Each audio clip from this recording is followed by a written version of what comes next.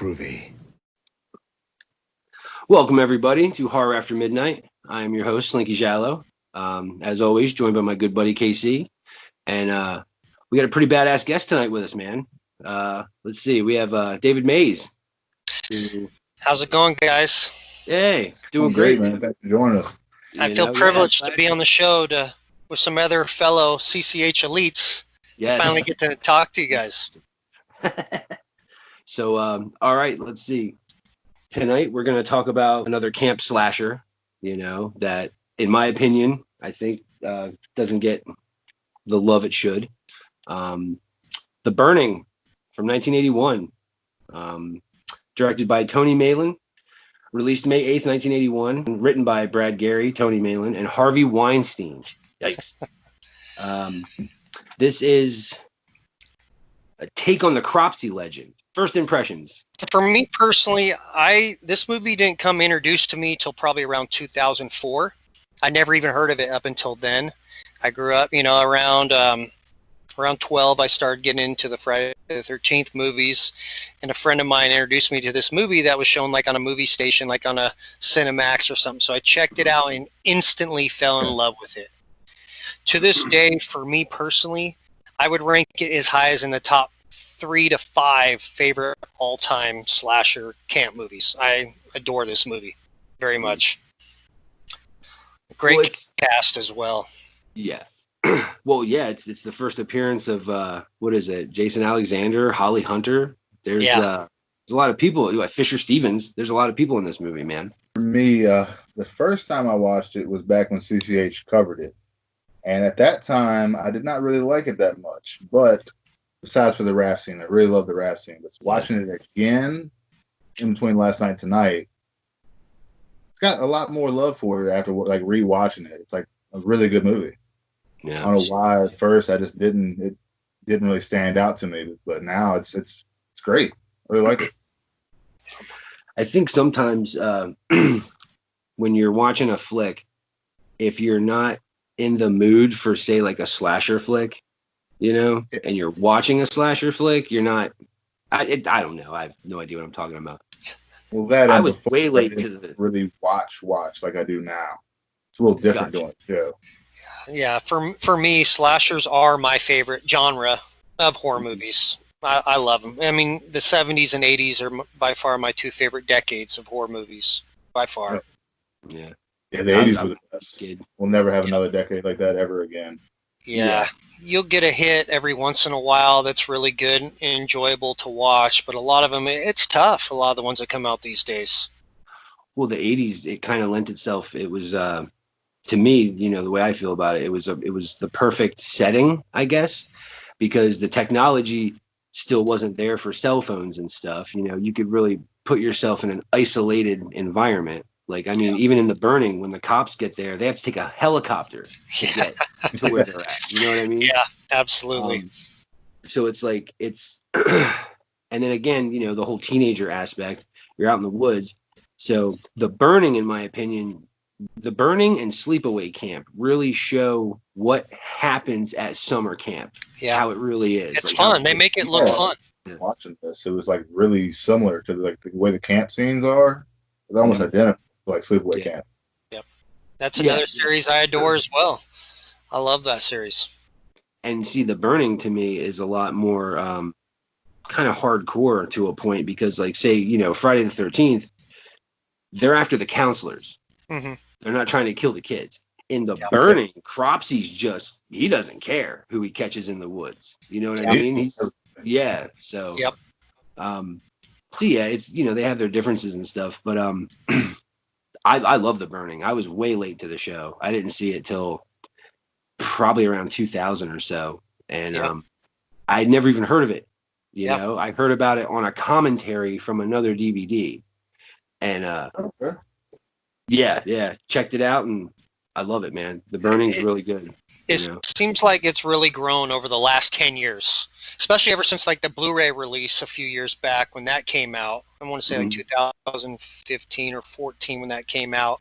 More fans were able to check that out, and it's a lot of fun. watching Well, that. plus there's that cover art. I think it's like a Yes. Mondo poster Yes. of the I love shears and the Yes. Yeah, that's a really good gorgeous. cover. In the shade, yeah, like they were the raft scene. You got that sheer scene. Yep. Let me get to the numbers real quick. Yeah. The budget for this one, it had 1.5 million. Then box office, it did $707,770. Oh man. So Tragic. it lost about $800,000. Yeah, it's That's tragic. terrible. Yeah. Yeah, it's hard to believe when I saw that. Yeah. Yeah. Considering, I mean, when you talk to horror fans now, most everybody has deep love for this movie. Yeah. Especially if you're a Savini kid, you know, like if you're from the '80s, this is something you definitely want to track down because it's like he picked, you know, Tom Savini chose this over Friday 2. Yeah. Yeah. You know, And that really caught my eye when he did that. Like, wow, okay, he's Yeah. really thinks highly of this. yeah, absolutely. But I mean, all the kills, the kills in this, they're really good. Yes. You can see him progressing, I guess, on, you know, his, you know, I mean, it's Savini, the guy's a maestro, man. But like, Yeah. to me, his best slasher stuff is the Prowler. It just, Yeah, there's some good stuff in the Prowler. yeah, it's on The point. shower scene's really good there in the Prowler. Yeah. Even the pitchforks, or yeah, like you said, Yeah. the shower scene. Anyway, that's a whole nother different show. Yeah. But that raft scene, that should be studied like in film school. Like in, Absolutely. you know, all the Like, cuts. stands all the up most of the whole movie. Yeah. I just love even the beginning when the kids are ready to pull the prank on him right off the bat at Camp Blackfoot. And 5 years before, you know, he was obviously a drunk and he was abusive, and they wanted to get him back for that. And they went and found a skull and light it up, start knocking on his window. He wakes up, startled, knocks it on the bed, gas cans in there, and He really must have been a jerk, man, because those kids are like, they have just a vendetta against Cropsey. Like, you know. Okay, because like for me at first, it seemed like it was supposed to be a prank that went wrong. yeah, Oh, it was. yeah, it was. They just wanted to scare him. Yep. And I guess It they went scared terribly him. wrong. Yeah. Yeah. So what I got from it, because I watched it over when I was doing my research, was that he was physically abusive to some of the kids. And if you kind of really pay attention when the kids are in the beginning whispering about the plan, like about how he busted this guy, was abusive, getting away for doing abusive stuff for years, and now it's time for him to pay. And that's what it led to. Well, plus Okay. Todd at the campfire, he says he made that one kid's life a living hell, Yep. and you know, so on and so forth. So that gave me a lot of material. Since 2015, I am working on my own story of a sequel to this movie. That's awesome. And it should have got. I mean, all right, yeah, they killed him at the end, but it's one of those movies, man. In slasher, you know, rules, I think it really should have got a sequel, man. Absolutely. Yeah, absolutely. Yeah. And I have so many ways like I could go into on how don't really believe in what you see at the end. Slashers, the killer can always come back. Exactly. I have a twist. So this is what I focus on. Okay, so I'll start a little bit about my story without giving too many spoilers away. Mine focuses on the beginning of my story is the morning before the prank. What led up to it in the morning. And it focuses on all 5 of the kids in the morning. Todd, you got Frank, you know, you got Jamie, you got Snoop, a couple of the other kids there, the ones, what they were doing, how they found the skull. It shows a little bit of some of the relationship Cropsey had with some of the kids. In my story, though, because Cropsey does not talk in the movie, I want him to be a silent killer in mine as well. And so it shows some of the abusive past. It shows a little bit of flashbacks that of why some of the things he does. Like, I know a lot of people don't like to know too much of a backstory on their villain, but I think in this case with him, because there's only a single movie out there, a single story, I think that's okay to do that. You know, I've been back and forth with a Jason prequel type entry. Like, I don't know if I like it, but I'm still would be interested in seeing it. But to me, here's what it, Cropsey grew up where his father was a hardcore alcoholic and his mother was a prostitute. And this answers why he kills the prostitute once he gets out of the hospital. Okay. It Makes reminds sense. him of his mother, Yeah. and his mother used to always do that while he was growing up. So he's very dysfunctional. And eventually he gets this job at a camp, and he drinks 2-3 bottles of whiskey a day, just Mhm. always hammered and just miserable with life. And whenever any of the kids that come to his camp are happy, he likes to make them miserable. Okay. But he's also kind of in a way wants to bust them as well. So if the kids are out smoking weed or doing whatever, he's out to bust them. So this is the breaking point of why they want to pull the prank on him. Is he catches some of them smoking weed in their cabin, and he tells the guy who owns the camp that I caught these kids smoking weed, and then they get in trouble. They're going to be sent home the next day because Cropsey narked them off, and that's why they pull that prank on him that night. Okay.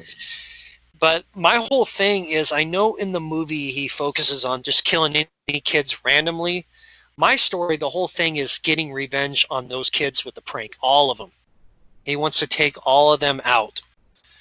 So it's a little bit of a prequel before, and then you get a little bit of a middle where he shows a little bit more of him in the hospital. Yeah. There is somebody, though, he is close to. And gosh, I don't know if I should go too much into this without spoiling too much. But I don't think it would ruin my story because there has to be a sequel to it anyways for it to happen. And he has a little bit of an accomplice helping him out along the way. But he plays a really, really small part in the movie, and you'd have to really pay attention on who it is to figure it out who it is. And I caught it just like that. And it, for me, it's this kid's kind of, he knows about the prank, and he feels bad about what happened. So he kind of has remorse, and he makes a couple visits to Cropsey in the hospital. And Cropsey can't talk, but he basically says in writing, doesn't talk, because I don't want him to talk, basically almost like, if you can do this and do this, then I'll accept, what's going on with what happened to me. And so during the whole journey in the movie, there is another person there with him, helping him, but that person doesn't really emerge until after Glazer gets killed. After Glazer gets killed, and then it's what's the kid's name? Alfred. When Alfred and Todd come by to check on Glazer and the girl that died, Sally. From that point on, that's not Cropsey. Oh shit! Okay, all right. Somebody wearing a mask that looks like him. So Cropsey's, is that who dies in the mine? Yep. All right. Okay. So Cropsey's still alive, and that would make sense. I mean, that's not too far fetched. No, not at all. My whole thing is coming up it would with explain like the clumsiness of Cropsey at the end. Yeah, why would he just slash Todd and not kill him? Exactly. And that's one of the guys he wants to kill. Every other person that he hurts in any way, he kills them immediately. Yeah, there's you got no your like chance right there. That's one of the kids that was, set in motion your whole plan, and he just cuts his forehead. So yeah, absolutely. So that's my little spoiler there, but I think that's a great way to reintroduce and to explain why he didn't pass away. And during the meantime is I'm having a hard time establishing how I want my characters to be in this era. Because in my story, I wanted to fast forward to like 2006, basically 30 years after the prank incident from Camp Blackfoot at 76. And almost like, like how Back to the Future 2, in the movie Back to the Future 2, where they show like a few scenes like of like him playing guitar on the stage at the end, but it's like different camera reviews from the original part 1. So it gives you a different eye of somebody else. I kind of want to have a couple scenes from 81 from the movie of where Cropsey maybe kills maybe the girl swimming or one of the other characters, but that accomplice is kind of watching. out of his eyes. You get the view out of his eyes, so you know that somebody else is there. Wow. And but I really, I want it to be where he wants to kill all those other kids, though. That's the main mission from the guys who pulled the prank. That's who he's after. And then somehow Camp Blackfoot reopens, the name of it, years later. And I still would like Todd to have a cameo, but I want Lou David, who plays Cropsy in the original. Because if you've watched the extras, he's one of the main reasons that brought up the idea too, because he said, I always want to know a little bit more of Cropsy's backstory. I would love to come back if they ever made him. So I would love to make him like an old caretaker, like that's not evil, that would just play a small role at this new Camp Blackfoot, but not play Cropsy, just play, just a janitor or something. Just to he could be a harbinger even. Yeah, just somebody there. And I would like to have Todd 30 years later to be able to come back and have some kind of a showdown with Cropsy and kind of all come full circle. That's kind of my idea in this, coming up with everything in between. I'm there, man. Like, this sounds awesome. And the whole thing too, about the rights, it's going to be very difficult. We were talking a little bit earlier about that before Casey came on, about, Harvey Weinstein writing it, and for me personally, I want to write the story for myself and then share it with some of my friends, there. If it ever becomes more than that and I'm able to write like some kind of a script, then that's one step closer. And then the dream would be able to, if somebody made the movie and I could actually be on location and have a little bit of creative control of what I would like to see. I mean, it's a dream, but somebody, it's not too far-fetched these days if you can get the right connections. Yeah, absolutely. Dude, I would love to see this. This sounds really good. I would like to bring some of the classic stuff too, with some of the classic kills. Not identical, but I would love the shadow kill would come back probably at least a couple times on a couple kills. Well, even the Glacier kill, man. I love that kill. Like, he's carrying him through the air. Yes. Yes. Really cool. Yeah. So that's just a little bit about my story there. You could kind of do it in, you could do it in like a Madman sort of way and just write all this stuff without dropping certain names, But then I totally get what you're saying, though. You want to. Yeah, you got to do it all the right way, because I don't want to get sued over something. Exactly. The idea that came up with it was in 2015. I got in a car accident, and I was in a neck brace for almost 5 months, and I had a lot of downtime. I watched a lot of movies. All of a sudden, Misery comes on. I'm like, all right. So I watch Misery. I'm thinking, he's all hurt, shacked up. He's writing a book. I was like, that's a good idea. Maybe I should write my own horror novel. I've been so passionate about horror movies. So I'm thinking, what could I make up my own? But then I think of some of the greats that don't have sequels, and The Burning just instantly clicked. It's like, wow, I'd love to see some kind of a sequel, the continuation of that story. Yeah, absolutely. I was gonna say you could do it something similar to like a Friday 13th fan film type thing. Like where you just use certain names, like he was saying. Yeah, that's true too. Because those Friday fan films are really, like Never Hike Alone. That's an excellent one. That's a really good one. Yeah, or even Hook Up with the Blood Brothers. They're making their own stuff now. Yeah, that's true. Because what was it? She Walks the Woods. That was really good. And, Oh yeah, very good movie. Yeah. Very excited to see Sin Eater, the next one. Yeah, me too. Bill Moseley in there. That should be fun. Oh man, that's great. Yeah. But so let's now. All right, with about The Burning. Yeah. I like how it's kind of sleazy, because I'm just a huge Giallo fan. Yeah. And it was cool in the beginning when they show him with the prostitute when she looks down the stairs. He's dressed a Giallo killer. So cool. He's got the trench coat with the hat and everything. But everything you said really pulls everything full circle, because I always wondered why he went after a prostitute first. Yeah. I figured practicing, I guess, to sharpen himself up. And that's probably what they intended when they made the movie. But I'm just trying to answer some of maybe the loose ends without it being too much, I don't know. I might have like a couple flashback scenes possibly too. Well, everything you said was really smart. It it answered a lot of the questions, and it did pull for full circle a lot of stuff. Yeah. And that's one thing about slashers. I always think to myself while I'm watching them, especially the older ones now, when you go back and revisit them. Maybe they had a helper. Maybe they had an accomplice. Because you're kind of like, well, they were just there. Well, now they're there. And and that's the part too. It seems kind of cheesy of having an accomplice, almost like a Scream type thing, but it's just a little different. It's just they're not actually working together, but it's almost like he's training this person to take over. Just to be.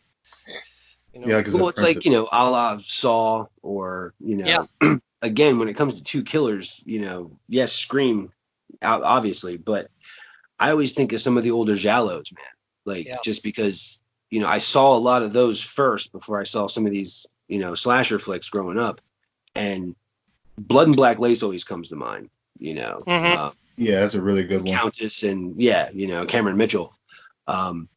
Plus, it's always cool to pull off that thing where it's like, oh, your red herring gets arrested. Yeah. And another murder happens. So it's obviously not so-and-so. I always just, because I always root for the killer, man. Like Me too. Me too. A lot of the characters I did, I guess at a young age, maybe I thought differently at a really young age. Like I'd have some favorite characters, but, I get older, I realize it's just a movie. Then you start rooting more for the villains. Oh, yeah. That's true. Yeah. These damn kids, get off my lawn. Like, So, all right. So you started writing this stuff when you were bound up. And is there any other kind of flicks that you've done this to, or is it just The Burning? I made other short stories growing up, and I also made a couple short stories when I was in college. I really enjoyed my creative writing class.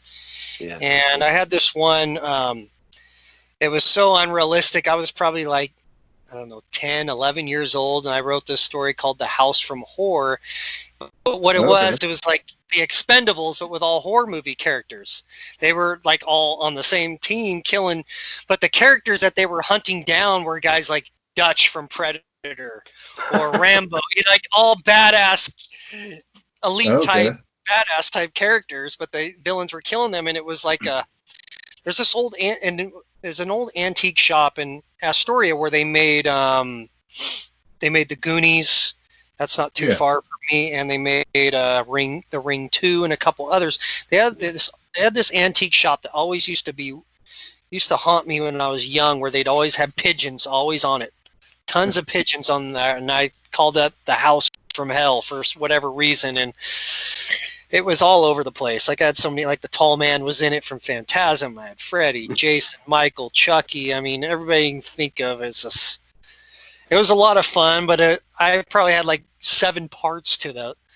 But I don't. Those stories are long gone now. Like growing up, I lost those. But that's what kind of first interest of writing. And then I had this, this one called like the Magic Waterfall, and it wasn't really too much horror, but it ended up being a scary story at the end. It was somewhere like in like Rio de Janeiro, where there's this waterfall out in the jungle where anybody, if they threw a coin in that waterfall, anything they wanted, a dream would come true. But they had these almost like jungle type people that would kind of protect it and not let other people get near it. And there was a bunch of king cobras out there, and like my main character in the story was just completely terrified from king cobras, and he was running away like at the end from the village people, and then he gets surrounded by all these king cobras, and he's just done, like basically saying like his vows, like, or not his vows, but just like his goodbyes of like how much he loved his wife or whatever, but now it's all over just because he was trying to get one more wish. That's just kind of a short summary of it, but I remember reading that to my class back when I was in college, and I don't know, I have a passion for writing, but it's a lot of work, and the reason why it's not complete now, my story, is I was like 12 chapters into it, complete, and I had it on a flash drive saved, And all of a sudden, took a little break from it and put my flash drive back in, and all of a sudden the encoding was messed up. And I lost man. my whole story. So I was like, you got to be kidding me. I was so far into this, and I went through so many experts to try to fix that encoding, and nobody could fix it. But luckily, I had all my notes still. So the process has been really slow since. And I'm hoping maybe this podcast will get me that itch again to start getting more done with this, because I need to get it done before somebody else does it. You know, I have my ideas, and to me, it's a trending movie that's growing more popularity over the years, and it's a matter of no time before somebody else tries to do it. And I would hate it if somebody else this point did it before I was able to finish my story. So keep writing, man. Seriously, don't ever stop. You know, like I'm a graphic artist, and you know, anybody that tells me, oh yeah, I draw a little bit, don't keep drawing. Don't ever stop. You guys know, you ever seen those? They used to have these Friday the 13th books, and this was like after Jason Goes to Hell came out. They had like 4 stories. One was called like Mother's Day. One was called Jason's Curse, and they had the Carnival and Road Trip. The guy who wrote those stories, I became friends with on Facebook over the years because I posted a thing about those books. And we used to chat all the time because I told him I was going to start writing, and he always said try to at least spend an hour a day on writing. You know, just putting stuff together, and it's very true. You know, once you get into that rhythm, and so I learned it's like a bike, man. You know, you never forget how to do it, and as long as you keep exercising your muscles, like an hour a day. Yeah, absolutely. Like, all right, when Mondo does a poster for you know, like a slasher or something like that, I wish there's like a little resurgence, I guess, very tiny, you know, or like when Shout Factory or whatever does a re-release or something. I love their stuff too. Oh man, it's really good. I wish it actually went to the point where they would show it in like theaters. They would re-release it, or you know, something like that. I got one better. This would be great right now, especially in what we're going on right now. Is more drive-ins need to come back. Yes. Well, Joe Bob is, he's really helping, you know, the cause, because I guess he just got renewed for season 3, and each season, you know, the viewership goes up and blah blah blah, and so the price. Yeah. So it's happening, man. I think it's just a little slow. Well, I did hear some rumors also too that Walmart was considering having drive-in theaters. Like they were going to put some money into that. I heard that probably about a month and a half ago, and I think that'd be a great idea for them. Yeah, they got the money to do it. Cool. And I don't know how they do it, but I'm all on board for it. And I always instantly think of like Christine too, because they have like the drive-in scene there in that movie. Yeah. So some of the they have huge Monster Squad. Yeah. Yeah, I wish we would do it. Amazon. Do what? Oh, I know. Yeah, I mean, I wish even Amazon would do it. Oh man, you know. Oh yeah, Monster Squad. Monster Squad does that too. The kid on the roof. Yeah. You could sit on his roof and do it, man. Oh, I'm so jealous. That was another great one, man. I don't know if you guys have caught this. I don't know. I was watching it earlier, and Cropsy is wearing the same outfit Jason Voorhees wears in part 3 when he's in his bed. I did not catch that. He's wearing a green Dickies work shirt and tan and or silver. Oh yeah, I totally see it. I never noticed that until tonight. How the hell's he sleep in his boots? Yeah, he's asleep in his boots. That's right. Well, even Alfred, he's asleep in his sleeping bag. He's got his Nikes on, and I'm like, I don't sleep with their shoes on. You know, I don't know what his gig is with that Sally. Yeah, he's really into that Sally girl. I'm telling you, man. Well, like at first, it's like okay, he's trying to scare her because he's Glazer's girl, but like he keeps following her around, man. Like, you know, Alfred's a creeper, dude. Alfred's a creeper. He is.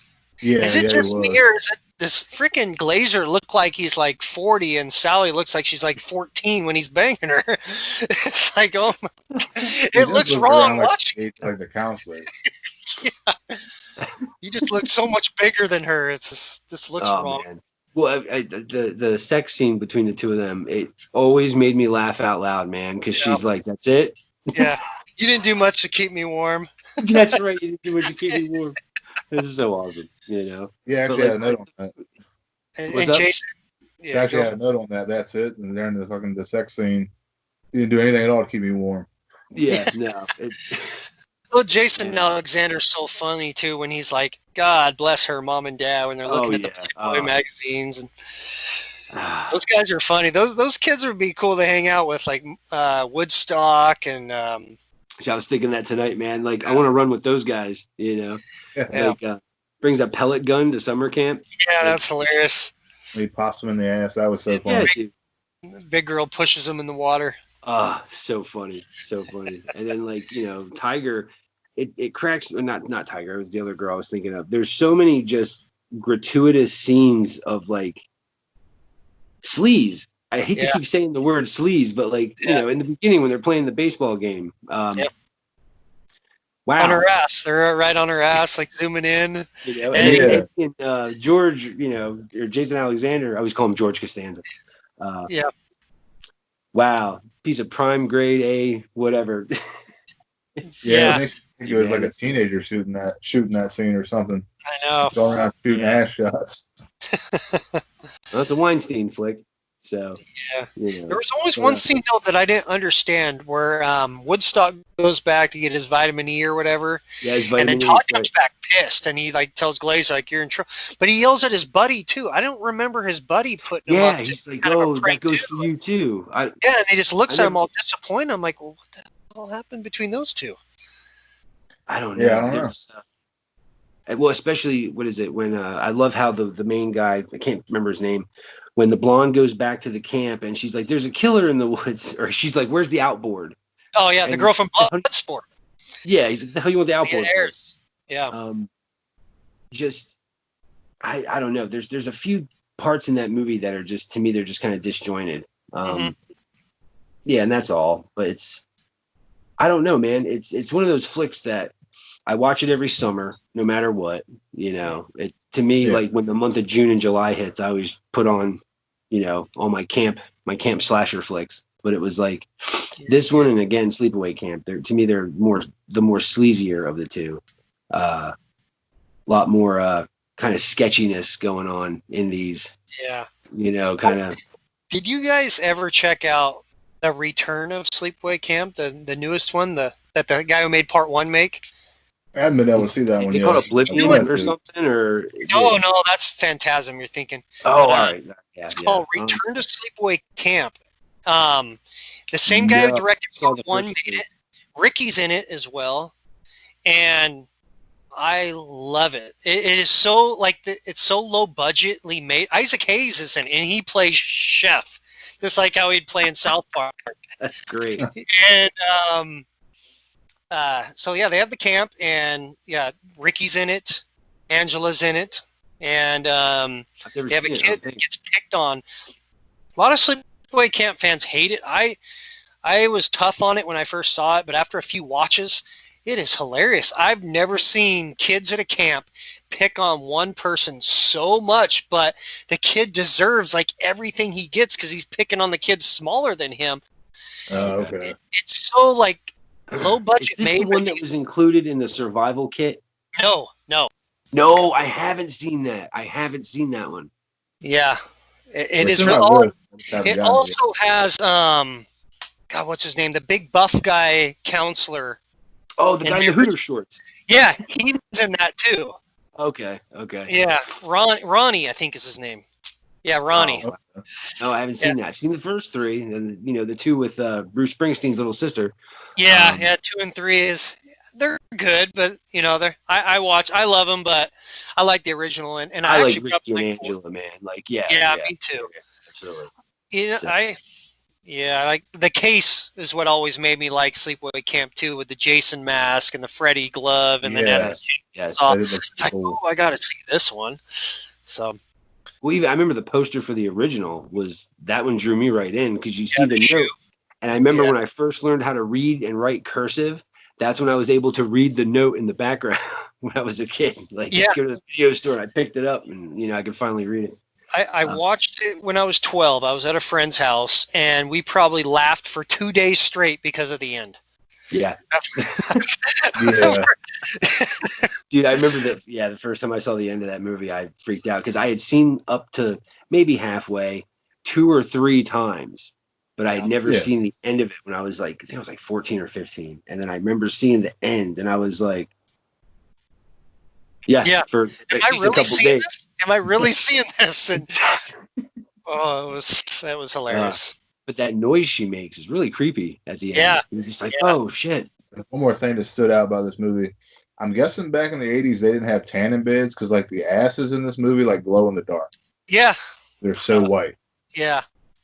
Like the girl and she goes swimming for sure. Well, there's like tan lines for days, man. Like all Yeah. you know, they're all over the place. That's She was such a tease to Eddie. I mean, she kept leading him on and then saying, I don't know. And it's like, come on, man. I don't blame that guy for being frustrated. Yeah, dude. He was Even always when trying she to was talking figure with the counselor, she's like, I like him, but sometimes I don't like him, you know? And it's just like, well, you better just get on with it then. Yeah, you know. What's funny is the guy who plays Eddie, that's Adam Marcus's uncle. Oh, cool. I did not know that. That's a fun When fact. we had him on the show before, we were talking about The Burning, like it came up, and he's like, "Oh, you know Eddie, the date rapist?" And I was like, "Yeah." He's like, "That's my uncle." Wow. I said, Wow. "Oh, shit, That's yeah, so cool. pretty cool." I did buy Secret Santa that Adam made too. Oh, That it's movie so is amazing. Yeah. Yeah, that movie's great. Love that movie. Shout out Yeah. to Adam Marcus. Hey, brother, we love you. We love you. So let's see. Final thoughts on the flick. Final thoughts. So what's everybody? I mean, obviously we all love the flick, but I rank it right up there with Friday the 13th 4 and 6 because those are my 2 favorite entries. That's just right there with it. Like I love it, and you know the first 2 Halloweens as well. You know, those are probably like 5 of my favorite all-time movies because of Jason and Michael. Those are my 2 guys there. I thought they did a great job. It's a very underrated movie. Definitely got some growth. I'm looking to help try to continue that growth. absolutely, Yeah. absolutely. Yeah, for me, like I said, it's a great movie. Very underrated. Just it's the same thing he was just saying. If you haven't seen it, definitely go check it out. Mm-hmm. Yeah, no, it's it's a solid slasher. I think if you like camp slasher flicks, which you know you should. Yeah. It's up there with it. You know, it's up there with the Fridays and everything like that. You owe it to yourself to definitely check it out. Especially being a fan of Tom Savini, it's you know another great flick showcasing his talent. You know, Yeah, the rap scene's the best. Yes, and it has absolutely. Yeah, it has a scene in it. Everybody talks about the raft scene.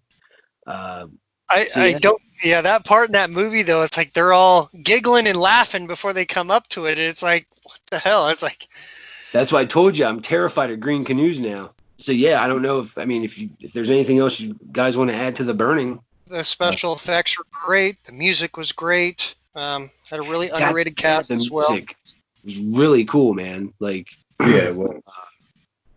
And it's to me, it's another one of those movies where the music accentuates because there's a couple jump scares in it, and the music, you know, it helps it. You know? Yeah, so, yeah, that damn dove or bird or whatever it was coming out of that shed really got with me. Yeah. Oh yeah. I do have one thing though I'd like to add. I do want to just shout out to all the cult classic horror fans who are listening as well out there. I have been doing. I love the Creep Show series, and every Thursday on their webpage, I've been ranking all 25 episodes from Creep Show 1, 2, 3, and the TV series from my least favorite to my favorite. And so now I just released number 20 today, the episode, and I'm doing a free, if you can predict what my next week's ranking is going to be at 19, then to 18, all the way down to 1. You get 1 point for each time you get the correct answer. And whoever has the most points when my revealing will probably be in mid-December, I will buy whoever has the most points a Blu-ray or a DVD of their choosing. Not a box set, but a movie that they want out there. I will buy a movie just for extra conversation, just for fun, because I love Creepshow and I like to see more people get involved with the conversation. I would love to hear some of the other people's favorite episodes as well. So I just wanted to add that on there. Hey, so make sure you guys get on there too and try to predict my next episode. So definitely. Yeah, I've been seeing it. So No, you that's have great. till next Thursday until I reveal the next one. And then that's when I'll reveal who got the answer right. And I'll give like a heart emoji to each person who gets one right. And they'll see my next episode also on every Sweet. Thursday. Oh, cool, So man. keep your eyes That's out really for that. cool. Definitely. That's really cool. Well, listen, man, we want to thank you for coming and hanging out with us. This was a blast. Dude. Absolutely. This was a blast. I could you talk. know? I could talk horror movies with you guys all day. Oh, dude, we're You nerds, guys- man. Let's So go yeah, back that's again. for hours. Anytime you guys want to talk, hit me up. You know how to get a hold of me. It's an honor to finally be able to get to meet you guys. Because I love anybody who loves horror movies, and we're all family. Yeah. If we can ever get a time where I've been, with Danny and everybody and Scotty, and if we could ever get a chance where we all met up at one place and had a reunion and had like a barbecue get together or a camping trip for a night or something, that'd be a blast. Mm-hmm. Yeah, it would be. They did the Blob that one episode, and there was like 20, 30 people in the comments, and it was kind of like a family reunion. It was really cool. It was really cool. Everybody had a blast. And I'd like to It's spread the cool. word to help support you guys as well with your show. Hey, we appreciate that's that, man. fantastic. Absolutely. So, but well, on behalf of myself and Slinky's Liquor Pawn and Video, KC, David Mase, again, thank you for coming and hanging out, man. Absolutely. All right, we'll see you guys next time.